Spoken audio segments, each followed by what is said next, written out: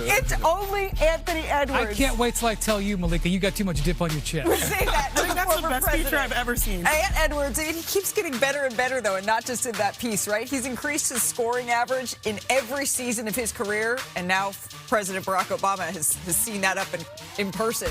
And this season, that number is at 29.5 points per game, on pace to be a Timberwolves franchise record. And Ant has been steady this season, right? He's averaging just under 30 points a game against opponents that are 500 or better. That's the fourth most in the NBA and pretty close to a season average. But the Wolves have not been steady like Ant, right? They're 16-19 against teams 500 or better this season. And Anthony Edwards, we just got a injury update here. The Timberwolves say that he is going to be reevaluated in 1 to 2 weeks because of right knee inflammation here. Brian, how can they stay afloat without him? Yeah, this has been bothering him. He was questionable for the game over the weekend. He was, really rubbing it the other night. So you can tell, he was trying to play through this, but they got to protect him. He's already missed 10 games, by the way. Not that award season is that important, the Timberwolves season, but the thing about it is that they have not been great on defense this year. Last year when they got to the conference finals, they finished strong, but they've defended all season long. They haven't been a top 10 defense this year like they were last year.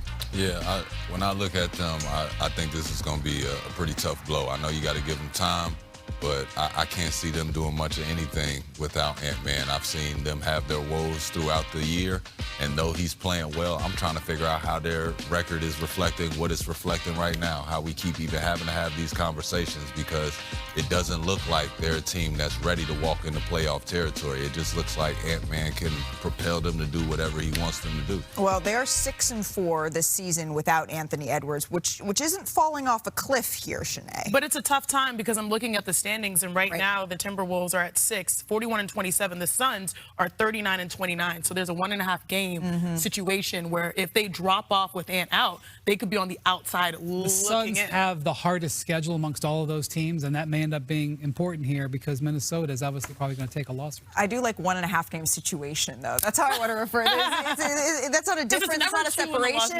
It's just a situation. You're not separate. And the Spurs, they rolled into town looking for their 50th win of the season, something that's been extraterrestrial. They haven't done it in nearly a decade. The alien. The wall was waiting, Shanae.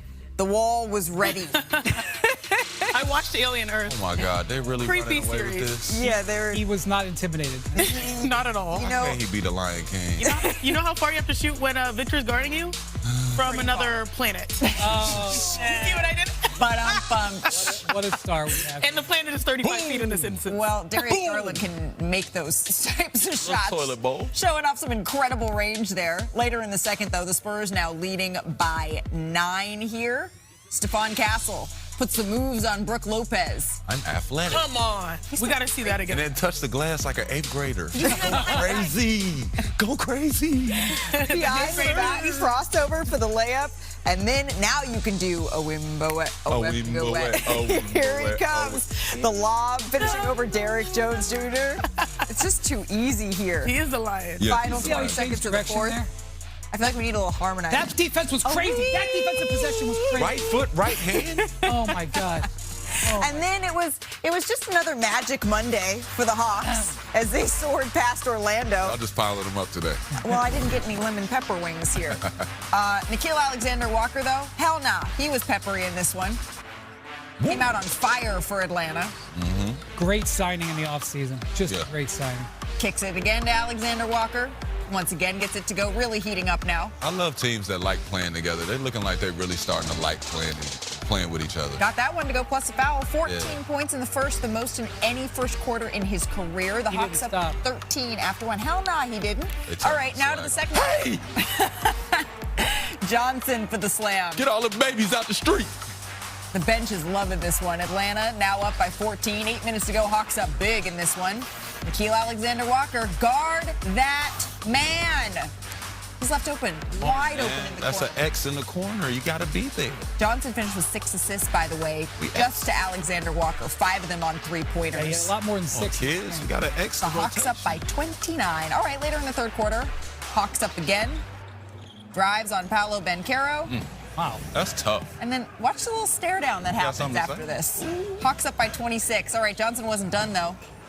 nails the three-pointer there. Light-skinned and men. as soon as Johnson hits the three. Same draft class. He has some of the stuff to say. Okay, a couple of similarities there. 5 minutes left to go here. Nickeil Alexander-Walker once again. He tells everyone just relax, relax. He finished with 41 points in this one. And the Hawks win their 10th straight, Chene. What stands out to you? Close your eyes. They're streaking. Jalen Johnson is on pace to be just the 5th player to average 20 points, 10 rebounds, and 8 assists in a season in NBA history. So get that. Points, rebounds, and assists. This is more rare than you think. He is flat out fallen. So you know it's time for me to talk nerdy to you. Jalen Johnson is currently averaging 23 points per game this season. More than Paolo Banchero, who he did put the clamps on a little bit, and Karl Anthony Towns. Now let's go over to the rebounds. He is averaging 10.4 rebounds this season. More than, this kind of blows my mind, Giannis Antetokounmpo and the Bam Adebayo. Now let's get to assists. He's currently averaging 8.1 assists this season. More than who? James Harden and LaMelo Ball. No shade, though, because I think Trey is on that list as well. The Hawks are honestly the hottest team in the NBA, winners of 10 straight, largely due to that man, Jalen Johnson. Well, yesterday, Brian Windhorst, he billed this as the game of the night. I don't know if that came to fruition, but the Hawks, they recall. Wait, was that face Wendy? It was a good game. How everybody says that the league should have fewer games and everything will be better. Yes. Just Steve Kerr said that. This was more than Steve Kerr. This is what the Hawks have been living in a different world over the last 3 weeks. They've had this homestand where they played 10 out of 11 at home. Shump, look at all these off days. 14 off days in there. Legs. All right? They played one road game, and they had 2 days off on each side of it to ease in and out of Milwaukee there. Look at that. At one point, they only had 2 games in 8 days. Now, they also didn't play the toughest schedule, but guess what? They won all these games. So they win all these games, 10 in a row. They get it going. Jonathan Kuminga is dealing with an injury. They gave him all that extra time. He's back now. Look out for those Hawks. They're racking them up. Look out for those Hawks, and yet they haven't made a ton of movement here in the standings, but a 10-game win streak, Iman, is a 10-game win streak. I love it. The thing that I love most is when I start looking at their pieces. Like, that's one of those teams that we were talking about, the Hornets. Well, I was talking about the Hornets. I know everybody is high on them. But I talk about dangerous players that enter into the playoffs. Jalen Johnson is dangerous. That's when you start talking about it, not too many people can match up with Cade over there, but he actually physically in stature can do it. You know, statistically can do it. So it's like when you look at matchups and you look at what guys could bring, I look at Jalen Johnson breaking out and having that army around him now. He's starting to feel it a little bit. You see it in the shoulders. Well, the opponents for the Hawks are going to get, I don't know about the shoulders, but the opponents are going to get a little tougher here in the next week, right? I'm not sure the streak is